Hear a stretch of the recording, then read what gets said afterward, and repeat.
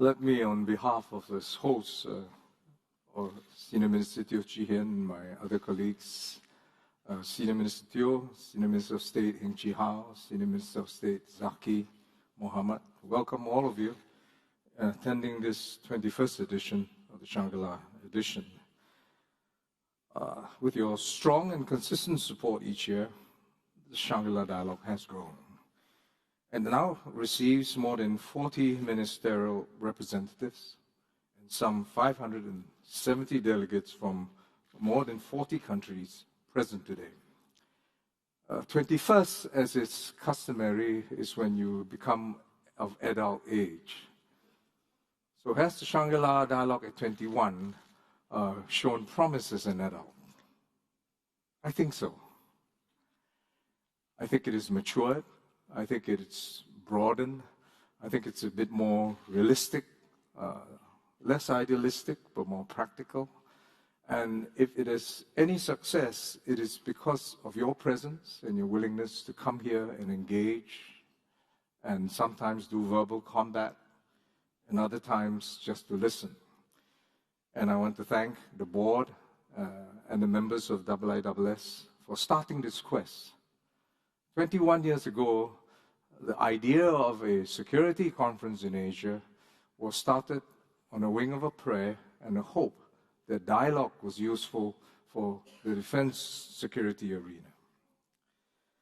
My main message over the past few years has been consistent, and this year will be no different.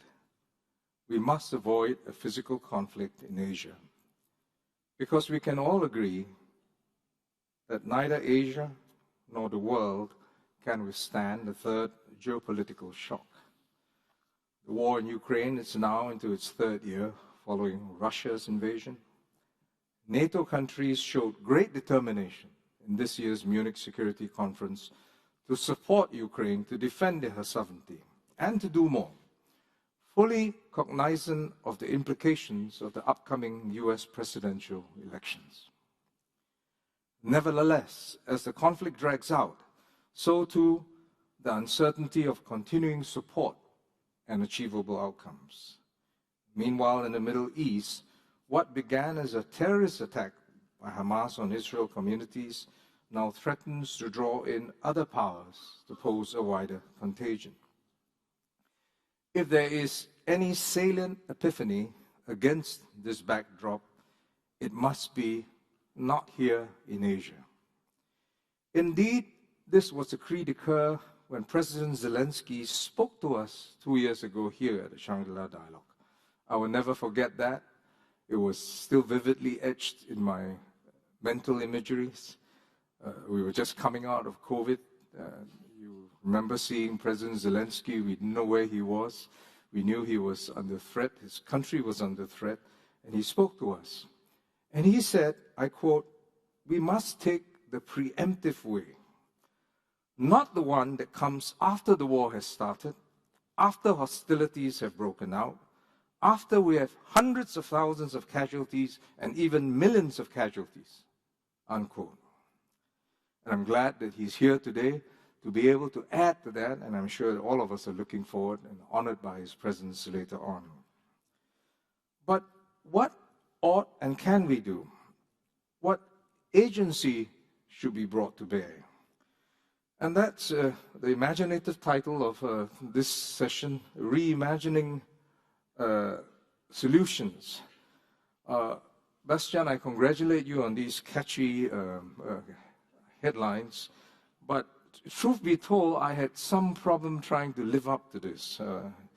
As you know, I'm by training a surgeon. And when I cut open bodies, I see the same parts, each and every time. And I put it to you that if you want to find a surgeon, you're not necessarily looking for the most imaginative one. You want to make sure that when he takes you apart, he puts you back in the right way. Snip by snip, cut by cut, stitch by stitch. So I'm afraid I'm going to disappoint in terms of what we ought to do. And it's going to be hard work and the humdrum. Most of us here would agree that the US and China are dominant protagonists to decide Asia's fate for this decade and beyond. What their leaders say count a great deal. Thankfully, both have disavowed physical conflict between their two countries.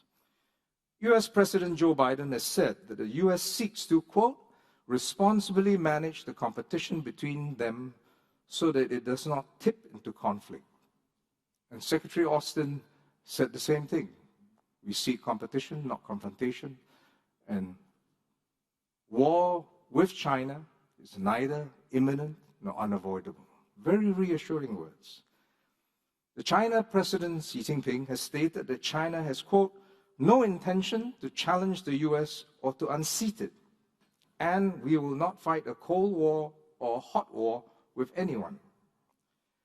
Despite these reassuring affirmations, temperatures did go up when President Biden said that it was up to Taiwan to make up their mind on independence, and when asked, affirmed that the US would defend Taiwan in the event of a Chinese invasion.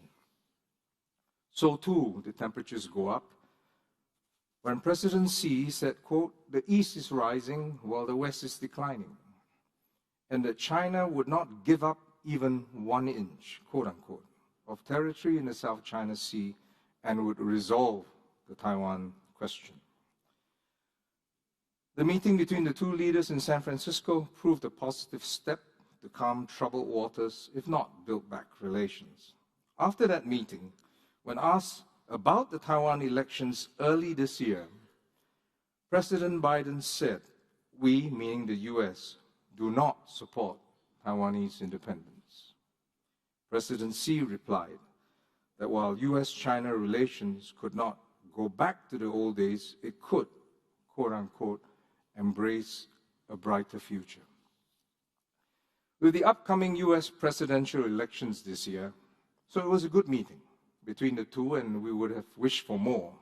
But with the upcoming US presidential elections this year, another meeting between the two leaders is unlikely.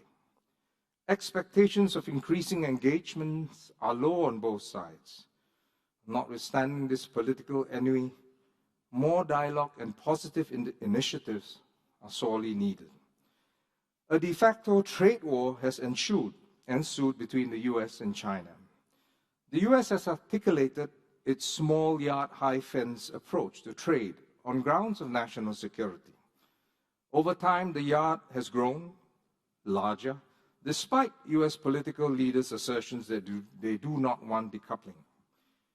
However, it's unclear how these sensitive areas can be effectively ring-fenced without significant disruption to global trade. Then there is the question of if and how China might retaliate to this trade policy. It has already begun. China, as a producer of 60% of rare earths, globally banned the export of technology to make rare earth magnets, essential for many modern electronics. In this flux, it is important for senior officials to step up their engagements.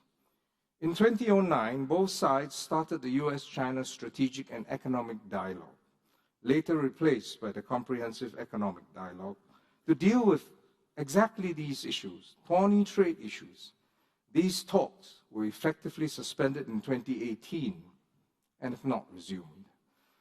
I started with trade relations because trade and security are faces of the same coin of codependency and preemption. For security, there are some realities we must face. First, Taiwan is a red line. Against the backdrop of Russia's attack on Ukraine, it's tempting but misplaced to conflate that with Taiwan and China. Taiwan is not Ukraine, and neither is China Russia. In 2020, China accounted for 1.9% of global exports. China, in comparison, accounts for over 14%. Ukraine is a member of the United Nations. Taiwan is not. Many of our country's diplomatic positions also recognize a one China policy. Taiwan is a complex issue, and the status quo of no independence and no forced reunification appears to be the best compromise for all parties involved, without precipitous actions from any party. In the South China Sea, there will also be no quick resolution of competing claims or positions.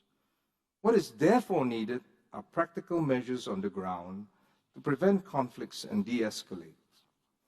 There needs to be more dialogue and physical engagements between the US military and the PLA personnel. The last visit of a senior-ranking PLA official to the US was in 2015 by then CMC Vice Chairman General Fan Chanlong, and for the US, then the Chairman of Joint Chiefs of Staff, General Joe Dunford, visited Beijing in 2017. I suggest that it will be positive if these mill-to-mill exchanges resume.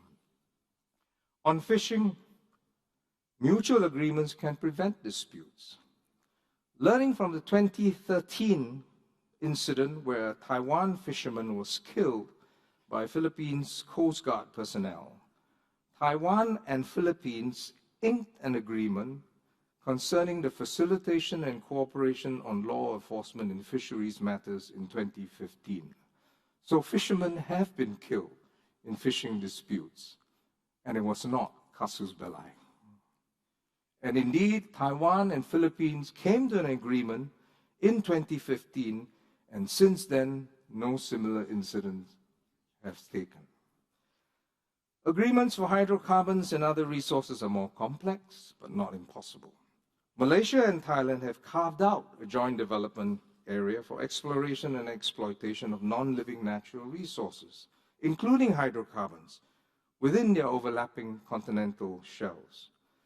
To prevent physical conflicts in an increasingly contested South China Sea, protocols like the Code for Unexpected Encounters at Sea and guidelines for air military encounters reduce the risks of miscalculation and escalation in maritime and air domains. But sorely missing are paramilitary and law enforcement agencies' inclusion into these frameworks, and they need to be brought into them. We want to avoid a repeat of past incidents, such as the 2001 Hainan incident, of a collision between the US Navy's EP-3 and the PLA's Navy's fighter jet, or the more recent collisions between the Chinese and Philippines Coast Guard vessels over the Second Thomas Shoal. Some have argued that the events in Asia are but an extension of the previous Cold War, now fought out between the US and China. Despite this strategic rivalry, the US and China are both integral to the functioning of a globally connected economy, upon which all our well-being depends. In 2022, the US accounted for 25% of global GDP, and China accounted for 18%, slightly larger than that of the entire EU. Last year, China was also the top trading partner of more than 120 countries, and ASEAN as a whole. There is another stark difference. I doubt if there will be an equivalent of a glasnost or perestroika moment for China. The legitimacy of the Communist Party of China under President Xi is well entrenched among Chinese citizens who have witnessed considerable progress over the past 3 decades of their country and their lives under his leadership. In this region, ASEAN plays a key role by upholding itself and the partners to the ASEAN Charter. In defense, the Asian Defense Ministers Meeting expert working groups exist to promote military-to-military cooperation for the 18 nations. To date, more than 20 large-scale exercises have been conducted, and it is noteworthy that this is the only platform where both US and China militaries participate. The ADMM welcomes the participation of Canada, France, and the United Kingdom as observers to the expert working groups last year. Germany and the EU have also applied to be observers, and Singapore strongly supports as a positive sign of their involvement within the ADMM plus structure. So thank you all for all your support and contributions for the SLD once again. I thank also the many people who have worked tirelessly behind the scenes to allow us to focus on these important conversations. Staff of the Shangri-La Hotel, the home team, our police and civil defense force. I've received many compliments about their service. And they do it because it's their jobs, but I think there is something deeper. As is customary after each of when Shangri-La Dialogue has ended, I meet the hotel staff who have served you with, I think, with very good service, just to thank them. And some staff have been here since the inception of the SLD. And when you talk to them, they have come to believe that they are part of this Shangri-La dream, this quest for peace. And they feel that they are doing their part in looking for regional peace, if not beyond.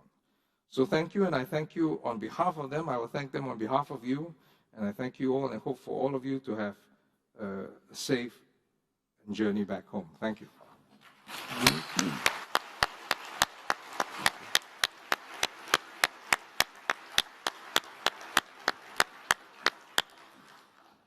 Minister Ong, thank you very much for those remarks, and I think you've wielded your scalpel with great precision by pointing us to the fact that prevention often is the cure before the surgeon needs to get on the case, and of course that many of the practical efforts that you have called for might be best aimed in that direction. So I think that's a very useful reminder to our audience of that priority. Okay, we've got a growing list of questions, so I will take a first group, and then we will have a round of answers, and if we have time, we will take another one. And it's my pleasure to first ask a veteran of the Shangri-La Dialogue and the former executive director of ISS Asia, Tim Huxley. Thank you very much, Bastian. My question is for Malaysia's Defence Minister. Dr. Sri Mohammed Khalid, my question concerns emerging security challenges on the island of Borneo, where the sovereignty is divided between Malaysia, Indonesia, and Brunei Darussalam. What do you see as the particular challenges to the security of the Malaysian states of Sabah and Sarawak? How does your ministry and the Malaysian Armed Forces view the implications in particular of Indonesia's long-term strategic program to move its capital city to Nusantara in East Kalimantan?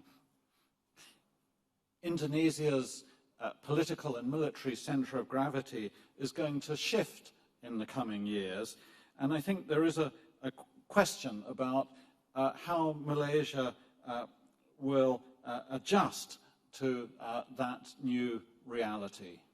Thank you very much. Let me collect a few questions, and then we can answer them in a group, so we get a few more views in. May our next call on from Thailand, Tida Yang Sharon. Thank you. My question is to both ministers. How can we empower our region to contribute to global peace and stability when at times there isn't any among ourselves? Thank you. Thank you very much. I'll like to next call on Aaron Connolly from the US. Aaron. Thank you, Bastian. Dr. Sri, I wanted to ask you about your comments about like-minded countries forming small blocs, which you seem to regard as a sign of fragmentation and divisive moves that could be a decisive blow to regional stability. I wonder, is there more that ASEAN can do to fill the gaps in the regional architecture that seem to lead countries to believe that they need these small blocs? Something that Malaysia in particular can do to raise the level of ambition in the ADMM or in ASEAN more generally, particularly given your role as the permanent shepherd for ASEAN's post-2025 vision. Thank you. Thank you very much, Aaron. And we'll take from Myanmar, Nyanyan Chantong. Thank you very much for giving me the floor, and thank you, Minister, for your excellent remark. My question is to both Minister about the defense industry cooperation among the ASEAN member states. So it is clear that there is various factors driving this necessity, and also there is also some call for collaborated effort that resonate very strongly. However, the internal instability within member states, especially the ongoing crisis in Myanmar, adds another layers of complexity, and it's going in the urgency of fostering robust cooperation. So in this context, how do you navigate or propose navigating the intricate interplay between external geopolitical dynamic, internal conflict within member states, and the imperative of strengthening defense industry cooperation to safeguard the regional security and autonomy? Thank you. Thank you very much. I'll take two more in this round. From Vietnam, Big Tran, please. Thank you, Dr. Shigorich. So my question is to both ministers, because, the United States is committed to enhance cooperation with ASEAN through the second ASEAN-US maritime exercise. So the first one was in 2019, and Singapore hosted a watch center for the exercise then. And this next year, 2025, Malaysia will be the chair of ASEAN. So I would like to ask both of you about your thoughts on how this kind of exercise can contribute to regional maritime security. Thank you. Thank you very much. And last in this round, but we'll try to come back to get a few more in from Australia. Rory Metcalfe, please. Thank you. My questions to both ministers. You and other speakers at this dialogue, including the Chinese Defence Minister, have emphasised the overriding importance of stability to ensure the prosperity and development of all countries in the region. The use of force against Taiwan would really shatter this prosperity with devastating humanitarian and economic consequences for all of Southeast Asia and the wider region and the world. Can you please share with us how you and other leaders within ASEAN convey that concern to China? Thank you very much. Let us tackle those. And I propose, Minister from Malaysia, we'll start with you. Mohammed Khalid, please, if you can take on a few of those.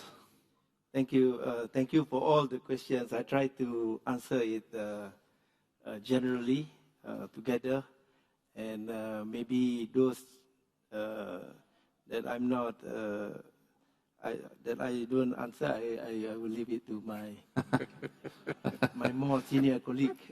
Senior colleague. Okay. But this one I think I have to answer on the move by Indonesia, their capital, to Nusantara. I think yesterday when Pak Prabowo spoke, he alluded to the fact that whatever issues all this while that Indonesia has with Malaysia or even with Singapore, we are able to resolve it amicably. And we see that we have matured in our relationship, and whatever issues or challenges that we will face in future, we believe that we can overcome it. But the move by Indonesia, their capital, to Nusantara, to Malaysia, is actually an opportunity because it will allow both countries to benefit from the effect of the focus and development of that particular area. And at the same time, for Malaysia, for whatever that we will focus on our defense, defense will be a process that will be done naturally, not towards looking into the development of Nusantara or any other place. So we do not see that as a threat. I believe that when Indonesia has Nusantara as the capital, they will develop it, they will let it grow, and I believe surely they will not see that the capital pose any threat to anybody, especially including to Malaysia. So to us, it is more an opportunity. I'm sure there will be spin-off from the relocation of the capital to Nusantara, and with the close relationship, not only bilaterally, but also through ASEAN, we will ensure that we will work more closely, or if there is any issues or challenges, we will have open dialogue with them. And this is what this Shangri-La Dialogue is all about. I think everybody was speaking about dialogue, and most of the questions asked by the participant here today, most of the answer will be to have dialogue. It also includes on the question of Myanmar. I think we accept the fact that it is very, very complex for Myanmar, for us to find a solution. Surely one of the most important factors is we want to see, firstly, there are common grounds among all those in Myanmar, which is something that we are still not able to see. Most of the parties in Myanmar, if they have no common ground, it will be very difficult for ASEAN or for anyone else to find a solution. But the point is, I think there is no other solution than having dialogue. So that also includes for other pacts or groups by other countries, even if there are such grouping. For ASEAN, like I have mentioned, that the third approach that we need to look at is on the complementary approach, where we should be open to have dialogue with such group, so that they can be roped into whatever that ASEAN aspire and to support and to ensure that they contribute towards the ASEAN's principle. So, and for exercises, I think that is one way in which we establish our relationship, we strengthen our partnership, and that will continue as far as ASEAN is concerned. I leave it now to... Thank you, Minister. I think there were two broad topics that I'll address, one on ASEAN and the second one on Taiwan. Question from Mr. Metcalf, what ASEAN does to give its views about Taiwan. On ASEAN, it's a good question. What is ASEAN, if you think about it? And we talk about ASEAN centrality. Questions have been asked about what ASEAN can do. And I suppose the starting point is what agency and what creature is this? Is ASEAN centrality by virtue of its size? It's not. Combined, I think we are a large population because we have some large nations like Indonesia, Thailand, Vietnam, but I think our combined GDP is, I think it's a guess about 3 trillion. Combined military expenditure, I don't think is comparable to any of large middle powers. So it's not by economic heft, neither military might. So what basis is ASEAN centrality? And that's an interesting question. I've thought about this, and I thought the best analogy is ASEAN is like the Hobbit in Tolkien's The Lord of the Rings. One ring to control them all, because the others weren't trusted to hold that ring and shouldn't have held the ring. And I think ASEAN needs to continue to play that role, and it can gain credibility, I think, by how it behaves. And my distinguished colleague, Datuk Sri Khalid, has given some examples. And it may be surprising to you that hobbits also quarrel among themselves. But I'm quite proud to say that on record that we have settled many of the disputes peacefully. Let me cite some. Of course, between Malaysia and Indonesia, Sipadan, Litigan, for those of you who know these places. Also, between Indonesia, in 2022, Indonesian Foreign Minister Retno stated that Indonesia had engaged in no less than 17 rounds of maritime boundary negotiations with Philippines, Malaysia, Palau, and Vietnam. And in 2022, they welcomed news that Indonesia and Vietnam had agreed to the EE zone boundaries in the waters surrounding the Natuna Islands after 12 years of bilateral negotiations. Yesterday at the ministerial lunch, we also cited what Australia's agreement with Timor-Leste is. So I think ASEAN and wider Asia, I think if we continue this example of settlement by peaceful disputes, I think ASEAN gains credibility. ASEAN, I think the ADMM that I cited in my speech is useful. We have the expert working groups, and this also addresses the issue of military operations. It is the only security architecture that has 18 militaries participating. There's a special feature of it called the expert working groups where the militaries exercise. And when Brunei hosted it, and this was some time ago, I admit, this was the only 18-nation military exercise. They sailed from Brunei to Singapore. And this was the only exercise that all nations had cross-deck. In other words, you had Japanese troops, I think, landing on Chinese ships landing on US ships. We're not so bold, maybe not so unrealistic to hope that that will happen soon, but certainly it's an aspiration to resume that kind of exercise, and we'll continue to do it.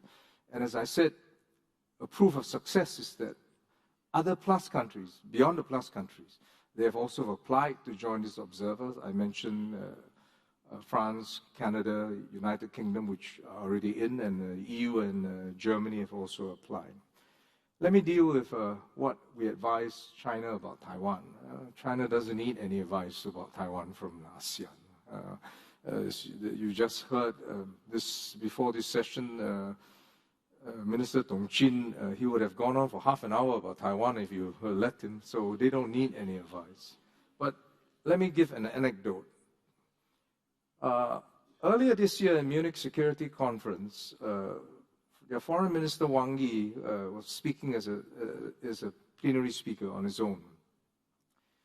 And I think in the Munich Security Conference, they are milder and quite kind in their question time. And the first question came out after his session is, Foreign Minister Wang Yi, will China invade Taiwan? And his answer was instructive. He's an accomplished diplomat, so he was unfazed. And he said, in the Chinese constitution, there are 3 reasons for justified force against Taiwan. So all ears pricked up. First, if Taiwan declares independence. Second, if another country fights on behalf for Taiwan's independence. And third, if all means, peaceful means have been exhausted. I suggest that's a very useful framework for us to keep the peace. Thank you very much. I'll take a few more questions and we'll have a second round of responses to these. And I will start this round with Akita Hiroyuki from Japan, please. Thank you very much. I'd like to ask a question that we haven't discussed so much in this room. That is about the possible second-term Trump administration in the US. So I'm sure that your mission is to prepare for the unpredictable future. So my question is, how do you predict the most nightmare scenario that may, yeah, maybe there will be an optimistic scenario, but maybe for the sake of time, I'd like to ask what is the most nightmare scenario that you are preparing for? And then secondly, what is the specific countermeasures for you to adapt or mitigate such a risk? Thank you. For the record, you did not reveal what your personal nightmare scenario is, so that gives us more than one direction. Can I now call? And who the question was directed at? I'll ask next, please, from Brunei, Hafiz Hashim. Hi, thank you, ministers. This question goes to both ministers. Yeah. So, how do you perceive that ASEAN can approach to these new emerging security threats, such as those human securities, right? Given that there are slight uncertainties surrounding ASEAN's centrality on how each members understand what security means. Yeah. Thank you. Thank you very much. And can I please have Peter Lee from Korea? Thank you. My question is to both ministers. So a few days ago, the governments of Australia, Korea, Japan, the United States and others released a joint statement condemning North Korean transfers of munitions and missiles to Russia for use in Ukraine. No government of Southeast Asia signed that. So I'm curious how your countries view this issue and what position you want to take. Thank you. Thank you very much. And finally, in this round, from the UK, Viraj Solanki. Thank you, Bastian. Just building on Dr. Ng's last point, do you think that the current regional dialogue mechanisms, both multilaterally such as ASEAN or ADMM Plus, or minilateral groupings are effective enough to address the growing number of geopolitical challenges that we're currently facing? Or do you think that changes could be made to make these groupings more effective in addressing these issues? Thank you. Thank you very much. If we have time to take a few more, there are a few more on our list, so we have, I might be able to come back to you, but if I may turn to the ministers again for responses to those 4 points. Minister Ong, can I start this round with you? Is that okay? It's very unusual no country predicates its foreign policy on a certain political outcome of another, right? I mean, that we're all adults, and you have to work with administrations. And on record, and I agree with Bastian, I don't know what nightmarish scenario you're talking about. Maybe you might reveal to us what your nightmares are. But when President Trump was president, we extended our MOU with the US with Prime Minister Lee in New York, which gave us an extension to the US for, I think, another 15 or 20 years to rotate through our bases and Changi Naval Base and air bases. So we'll work with any administration of any country if we can find common ground. But I'll try to understand what you mean and then reply with an anecdote. Boris Pistorius, the German defense minister, was asked this same question, but not in the nightmarish terms that you use, at the Munich Security Dialogue. And the question posed to him was, how should Europe prepare for if President Trump was elected? And his answer was a good one. He said, Europe's preparations cannot depend on the outcome of the US elections. We have to be prepared on ourselves, Europe, to defend itself. So I would say, yes, countries will have to, based on their own interests, and we'll work with either administration.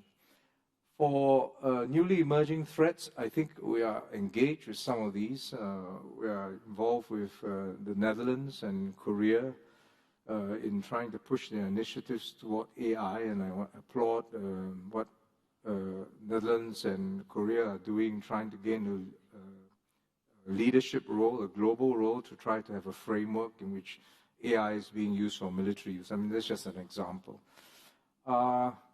Mr. Zelensky asked, is the present architecture adequate? I think it is. If you compare it, for example, with NATO, all of us are excited about when President Zelensky will come. But if you look at NATO, it was in a historic time against a common threat. ASEAN didn't have that. And I would congratulate the originators who started that, and Senior Minister Teo was involved in the Singapore side in constructing it to include 18 nations. So I think it's adequate. If more countries want to join, I think we will consider it, observers first. But the answer is yes. Dato. Please. Thank you. I think the question on Trump and all this, I think I would like to answer it by saying that whatever it is, if you can see that ASEAN has made an impact, whatever the situation, whatever the challenges, I believe that ASEAN will continue to be there, and we will, all the countries within this region, through ASEAN, we will work collectively with or without Trump. And also on the issues of the emerging threats and all those things, imagine if there is no ASEAN. So I believe that most of the answer is that we are fortunate. We have ASEAN, and because of ASEAN, we are also fortunate that this region, we are still peaceful, stable. There is no conflict within this region. So actually, we have to see and ensure that ASEAN is still present, is strong, stable, and members are cohesive among each other. Thank you very much.